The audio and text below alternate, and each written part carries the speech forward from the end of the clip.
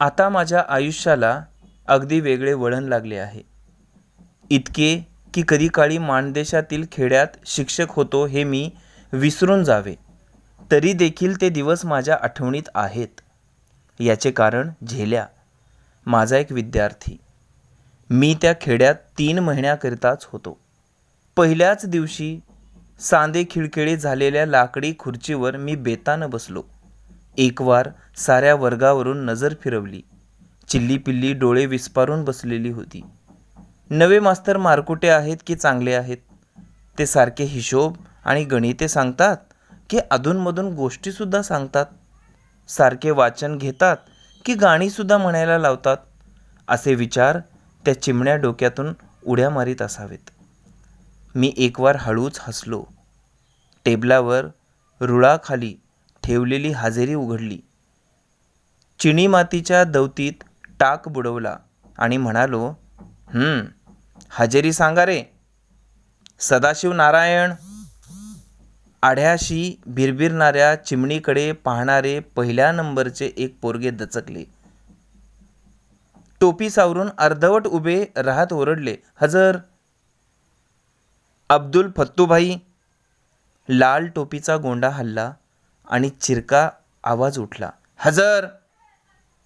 होता होता शेवटचे नाव मी वाचले, जालंधर एकनाथ.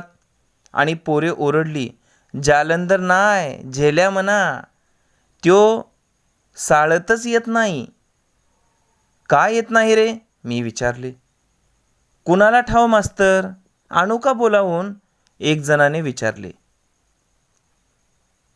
घरी नाही त्यो, वड्यात चिंचा पाडतोय. दुसऱ्या एकाने अचूक माहिती सांगितली. पोरांचा एकच गिल्ला चालू झाला. तसा मी रूळ टेबलावर आपटला. गोंगाट बंद झाला. मग 3 चांगली दणकट पोरे जालंधरला बोलावून आणण्यासाठी पाठवून दिली. ती मोठ्या वीरश्रीनी गेली. 15-20 मिनिटे झाली असतील नसतील ती जालंधरला घेऊनच आली. तो हिसकाहिसकी करत होता आणि पोरांनी त्याचे दंड घट्ट पकडले होते. सोडा त्याला.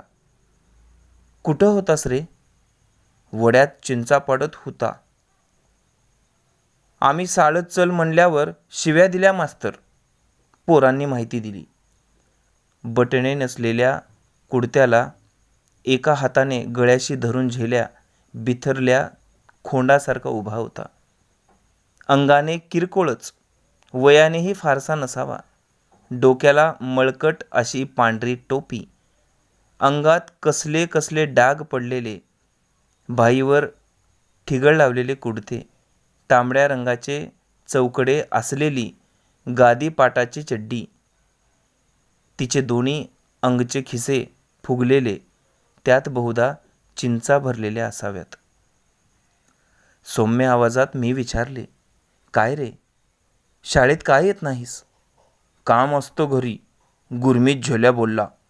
त्याचे दात काळे आणि किडलेले होते. कसलं? म्हस हिंडवावी लागती, भाता वडावा लागतो. दादा म्हणतो साळत जाऊ नगस. झेल्याची ही सबब खोटी होती. कारण पहिल्या नंबरला असलेला सदा एकदम बोलला, लबाड बोलतोयस. काही सुधीक करीत नाही ह्यो घरी. बापाला सांगतो साळत मास्तर मारत्या ती म्हणून, आणि गावात उन्हाडक्या करत हिंडतो. काही ऐकत नाही बापाचं. त्यावर झेल्याने रागारागाने सदाकडे बघितले आणि तो तोंडातल्या तोंडात पुटपुटला, चल की साळं बाहेर, जीवच घेतो तुझा. झेल्या उन्हाड आणि धाडसी असल्याची माझी खात्री पटली. तरीसुद्धा मवाळपणानं मी म्हणालो, अरे काम असलं तर विचारून जावं तेवढ्यापुरतं. मी काही नाही म्हणणार नाही तुला.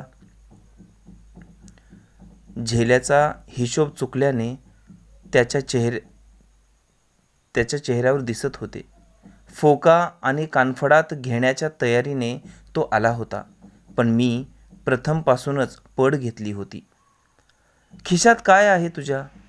इतका वेळ बटनांच्या अभावी धरलेली मूठ एकदम सुटली आणि दोन्ही हात झेल्याने खिशात कोंबले.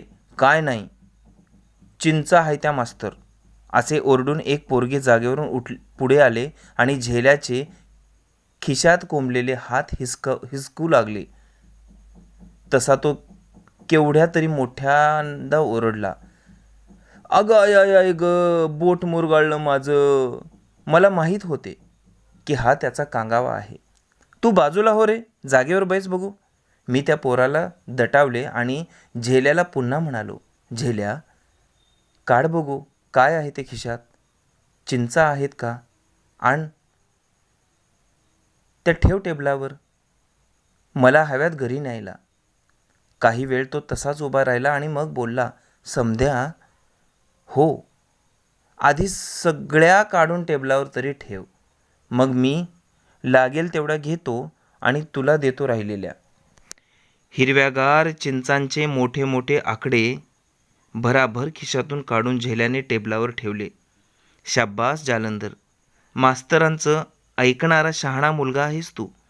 बैस बैस आता जागेवर.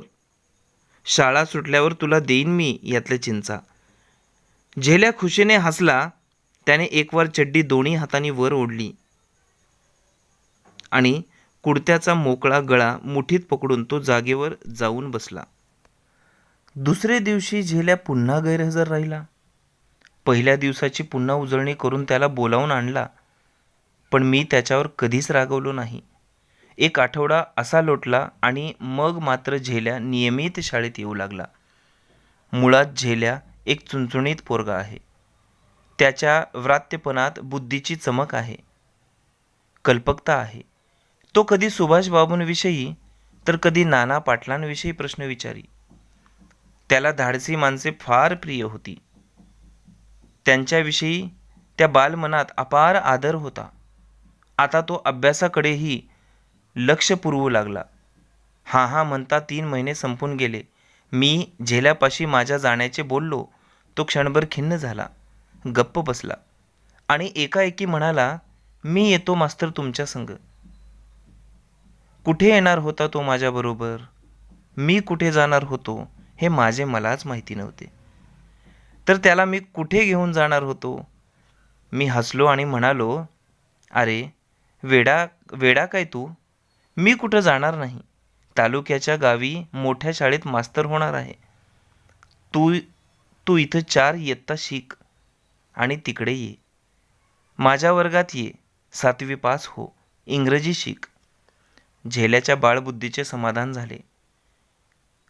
एक तांबड्या दांडीचा टाक आणि पेन्सिल माझी आठवण म्हणून मी झेल्याला दिली. नंतर सर्वांना भेटलो, मुलांचा निरोप घेतला आणि पायी पायी निघालो. काही मुले वेशीपर्यंत आली आणि परतली. झेल्या मात्र परतला नाही. एक पिशवी घेऊन तो माझ्याबरोबर चालतच होता. गावचा ओढा ओलांडला. हद्द संपली. झेल्या, जा तू आता. मी त्याच्या हातून पिशवी घेतली आणि पाठीवरून हात फिरवला. झेल्याने एकाएकी ओंजळीत तोंड झाकले आणि तो रडू लागला, मास्तर, मी नाही जायचं आता त्या शाळेत. त्याची समजूत काढून मी त्याला परत पाठवला.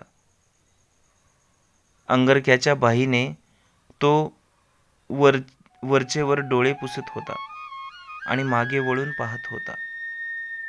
पाऊल वाटेची वळणे घेऊन अखेर झाडाझुडपा आड तो दिसेनासा झाला. तोंड वळवून मीही चालू लागलो. त्यावर अद्याप झेल्या मला कधीच भेटला नाही. तो आता कुठे असेल?